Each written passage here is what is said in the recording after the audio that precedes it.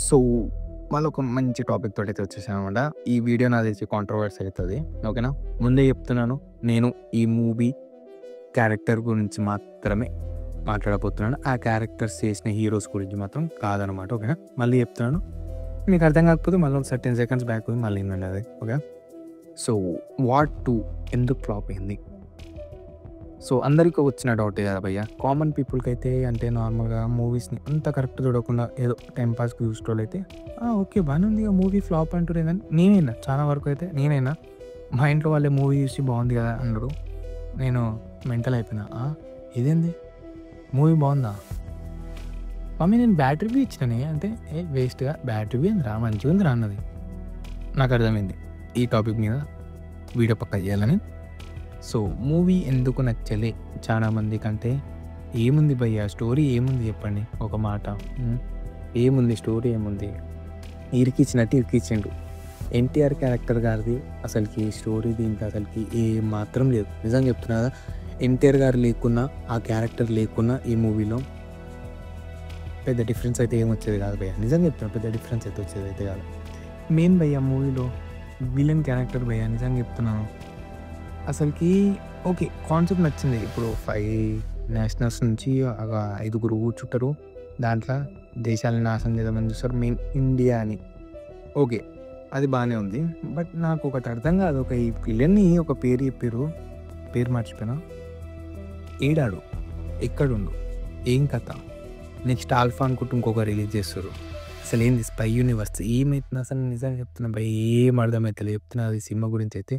'War 2' నేను చూసిన బేకార్ cinema. నిజంగా చెప్తా. స్టోరీ ఉండదు, బొచ్చు ఉండదు, ఏదుండదు. యమ్మ! అరే వాళ్ళిద్దరు ఎందుకు ఫ్రెండ్స్ రా అంటే పిల్ల బచ్చ రీజన్ పెట్టిర్రు భయ్య. పిల్ల బచ్చ రీజన్‌కి మళ్ళా పెద్ద వార్. దీనికి 'వార్ 2' సీక్వెల్.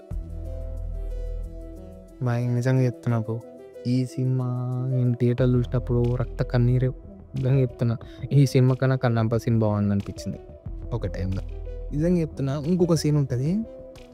ఎన్టీఆర్ గారు ఏం చేశారంటే అంటే హీరోకి ఒక టాస్క్ అన్నది. ఈ స్పాయిలర్ చెప్తున్నా. హీరోకి ఒక టాస్క్ వస్తది. ఒక ప్లేన్‌లో కాపాడాలి అని. అప్పుడు ఎన్టీఆర్ పోతాడు, అందరూ పోతారు. కాపాడనీకే పోతాడు. బట్ ఎన్టీఆర్ చంపేస్తాడు వాళ్ళందరినీ. ఎట్లా చంపేస్తాడు అంటే విషం పెట్టి చంపేస్తాడు.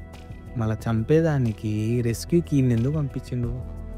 ఎందుకు భయ్య అంత పవర్ ఉన్నప్పుడు రెస్క్యూకి ఎందుకు వెళ్ళిర్రు? ఆ ఫైట్ ఎందుకు అయ్యింది ఆడ? తిరోజు ఏమనదు చచ్చిపోయారు అంతే. అంతే కుచ్ భీ నహీ పూరా డొల్లా. అట్లే ఉంది సినిమా మొత్తం డొల్లనే. చూసిండ్రు అనుకో మీరు సినిమా మీ పైసలు డొల్లా, మీ మైండ్ డొల్లా, చెప్తున్నా మీ టైము డొల్లా. సినిమాలో మాత్రం ఏం లేదు. నెక్స్ట్ అంటారా 'ఆల్ఫా' అంటారా పెద్ద ఇంకా నాకు వస్తే మాట కూడా వద్దు భయ్య. ఈ స్పై యూనివర్స్ గురించి మనకు వద్దు సన్న. ఇంకోసారి మీరు సినిమాలు తీయకుర్రు సన్న. మీకే అసలు కాన్ఫిడెన్స్ లేదు. అంటే మీరే కన్ఫ్యూజన్లో ఉండు. నెక్స్ట్ ఏం సినిమా తీయాలి, ఎట్ట వేయాలి, ఏం చేయాలని అంటే మీరు ఆలోచిస్తారు అనమాట. ఓకే ఈ హీరో సినిమా హిట్ అయింది, ఇప్పుడు ఈ హీరోని తీసుకురావాలి, రైట్ హీరో తిరికియాలి. ఎందుకు తిరికిచ్చుడు? ఎందుకు స్టోరీలో సరిపేటోళ్ళని పెట్టండి భయ్యా. స్టోరీ మీకు ఎట్టొచ్చేది వాళ్ళని సరిపేటట్టు పెట్టండి. వేరే ఎందుకు తీసుకొని వస్తారు? స్టోరీ లేని క్యారెక్టర్స్ని ఎందుకు తీసుకొని వస్తారు? అది అర్థం కాదు నాకు.